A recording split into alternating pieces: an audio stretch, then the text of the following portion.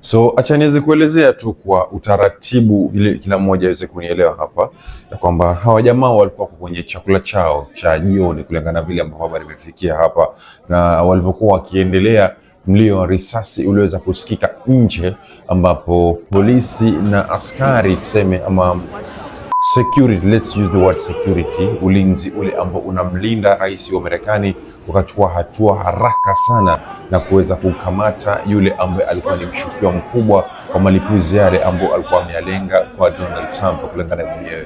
So baada ya hapo rais wa Marekani alikuja na kutoa speech yake na kusema kwamba alikuwa amelengwa yeye ili aweze kumalizwa, na akasema na akazungumza na wananchi wa Amerika kwa kuambia kwamba endapo kuna mtu ana kinyongo cha chochote ama lolote lile, basi waweze kusuluhisha matatizo yao kwa amani na si kwa kufanya mashambulizi ama si kwa kutumia nguvu na fujo. Hicho ndio kitu ambacho Donald Trump alikuwa anawaamri watu kutoka Amerika, ikizingatiwa kwamba watu wengi sana ndani ya Amerika kwa sasa hawafurahii kile kitu ambacho Donald Trump anakifanya, masuala mazima ya vita vya Iran na masuala mazima ya kumshika yule rais wa Venezuela pale, na masuala Vietnam ama Venezuela kama hiyo, na masuala mazima ya rais wa Marekani kushughulika ama kujumuika pamoja na Israeli mradi kumpiga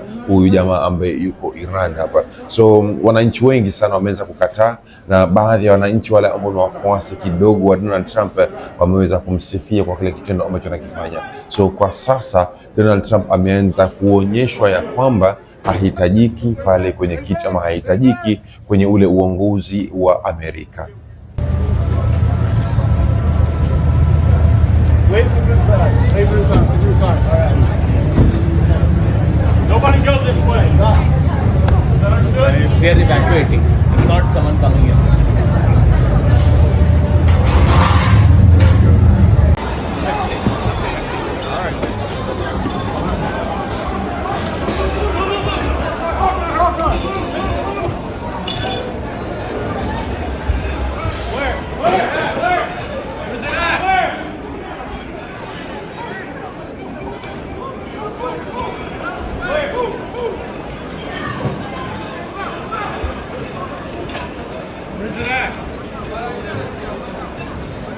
Everybody's good.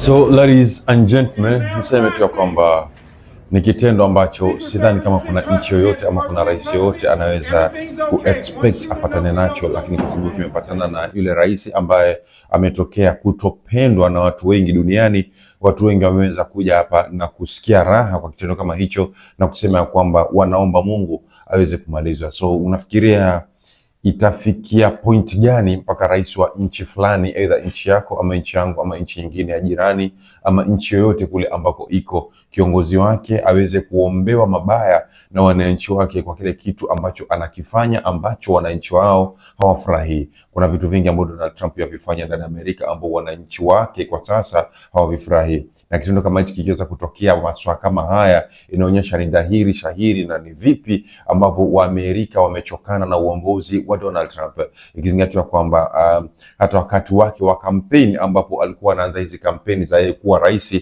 tayari aliweza kukoswa risasi na sikio lake likakuwa damaged baada ya kwamba kuna mtu mmoja aliweza jitokeza ili mradi aweze kummaliza, lakini mwisho wa siku akasaidika kwa sababu ile risasi haikumuingia kwa kichwa, ikaenda kwa sikio. So leo nyingine hino, risasi zimeweza kusikika nje ya mji ama nje ya ile nyumba ama nje ya ule mjengo ambao alikuwa huko. So what's going to be next?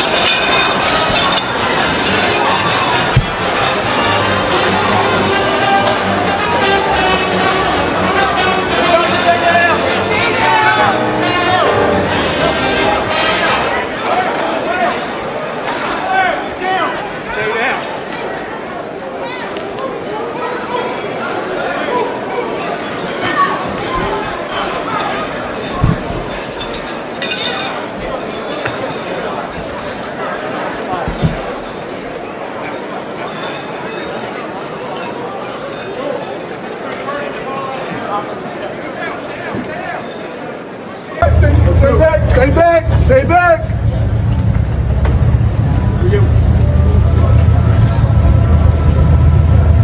Wait for the side. Wait for the side.